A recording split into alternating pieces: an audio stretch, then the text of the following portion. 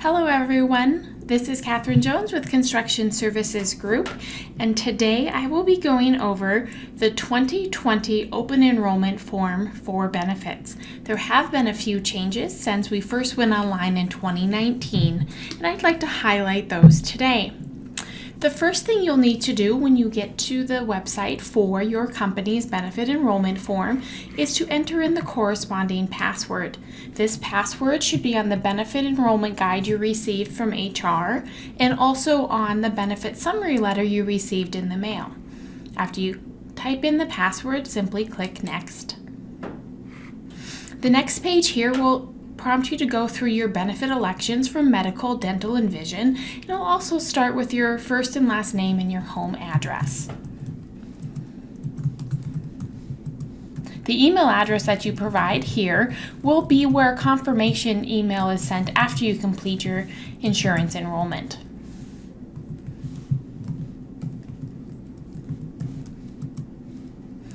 If you don't know your employee ID number, you often can find it on your pay stub, or it will be on the benefit summary letter that you received at home. Typing in your employee ID number will help ensure that your benefit elections are associated with your employee account.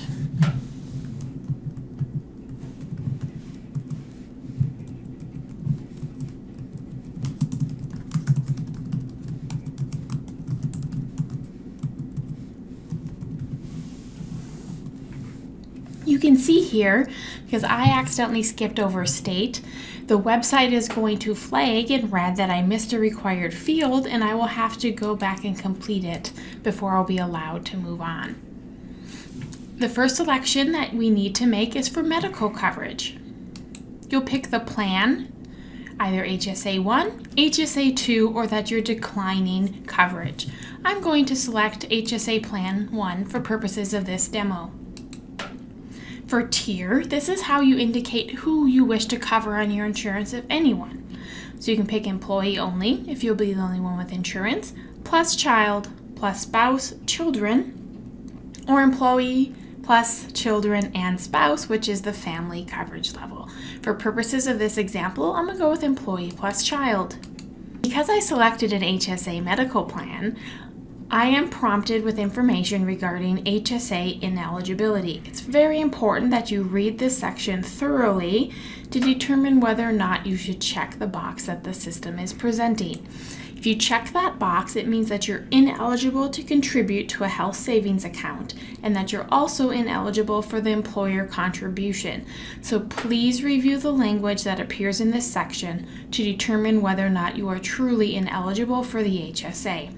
Most common examples that would make you ineligible for HSA would be participation in any part of Medicare, you're covered by another medical plan that is not considered high deductible, or you're covered by your spouse's flexible spending account.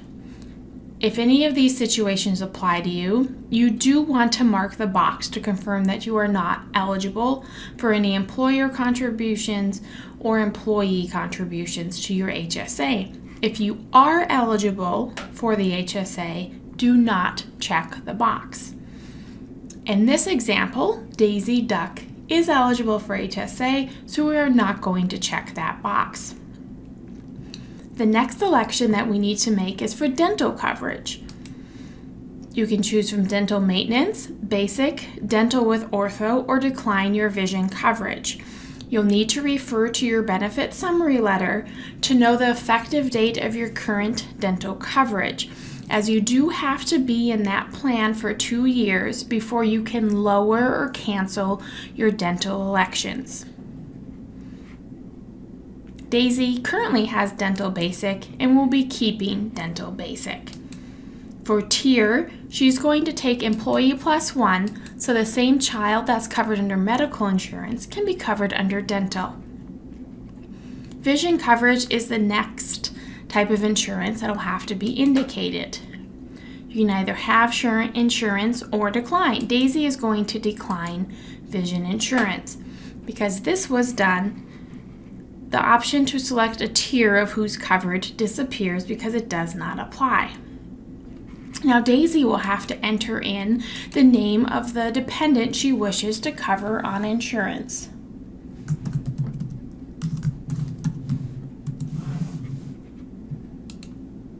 the name gets entered in a first then last name format.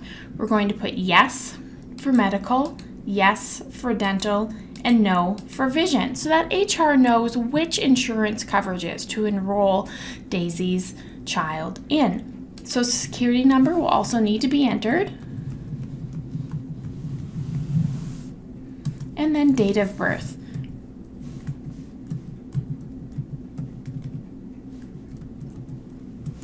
Gender is also required, as well as relationship.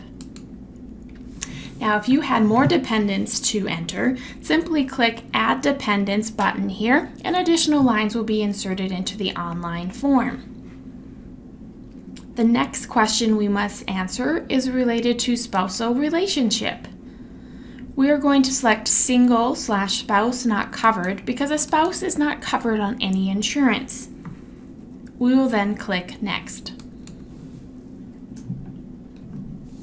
The next page here presents us with the options that are available for contributory life, voluntary AD&D, and beneficiaries. Note that this page will not apply to all companies, so that when you complete your form, it is possible this step may not be part of your online form.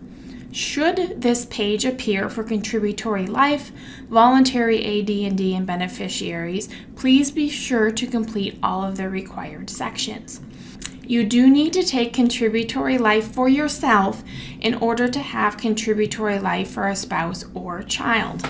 So if we were to waive contributory life, the sections for spouse and children disappear. It's also very important for this section that you refer to your benefit summary letter, as that letter will indicate which levels of contributory life insurance you currently have. If you want to increase your contributory life insurance or add coverage when you previously waived, you can certainly do so, but will need to complete evidence of insurability with the Hartford before the new level of contributory life insurance can go into effect.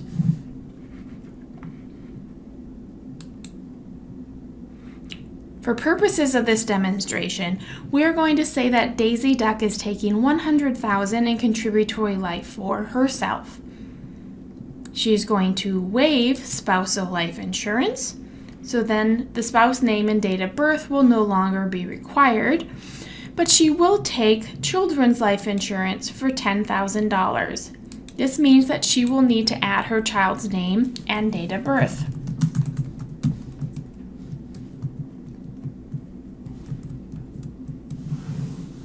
If you accidentally add an extra line, you can simply click the X next to it to remove it from the form. The next section relates to accidental death and dismemberment insurance. This is voluntary as well and will not apply for all companies, so this section may not appear on your form. We are going to waive voluntary AD&D for purposes of this demo. The next section here relates to beneficiaries. Be sure that when you're typing in the proceeds that it adds up to 100%. You can add as many lines here as you wish under primary and contingent beneficiary. Once you are complete with adding in your beneficiaries, you want to scroll down and click Next. Because we selected an HSA medical plan, we now have the option to designate payroll contributions to the health savings account. In this example, we're going to pick an annual election, and we want to do a total of $2,000. Next is the FSA, or Flexible Spending Account election form. This benefit is not offered by all companies, so it's possible that this page will not appear in your online form. For purposes of this example, we are going to say no to a healthcare spending account and yes to a dependent care spending account.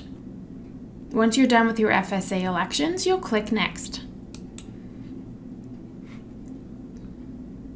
The last section of your online form is for electronic disclosure and consent. We encourage you to opt in to receive benefit documents electronically. If you do, the email address that you provided on the first page of this benefit enrollment form will be the email address that we use as the primary contact for distributing those documents. Once you've decided whether or not you want to consent, you can hit Next. Now, if you're unsure of the benefit selections you've made at any time, you can use the Save button that's to the right. This will prompt you to enter in your email address, and it'll populate a URL in this page as well that you can email to yourself. You'll want to make sure that you retain the specific link that you're provided here and via email so that you can resume the form you've started. If you happen to lose this custom link to your online form, you will need to restart the 2020 enrollment process by starting a completely new form. For purposes of this demonstration, we're going to proceed with submission. So we're going to click the Next button. The last page here is just an acknowledgement and authorization that the changes you've made are accurate and what you wish to make for 2020. So the last step that you'll need to do is sign the form. If you happen to be using a cell phone or tablet, you can sign using a stylus or your finger. If you're doing this on a computer, you can use your computer mouse to sign electronically. Once you're certain that everything is correct, you will then click Submit. Here you'll be presented with the confirmation of the elections you made. This exact same information will be emailed to you as well. Should you need to make changes after you submit your form, you will need to complete a new form for 2020 enrollment. If you have any questions, please be sure to contact your company's HR. Thank you for your time today. Have a great day.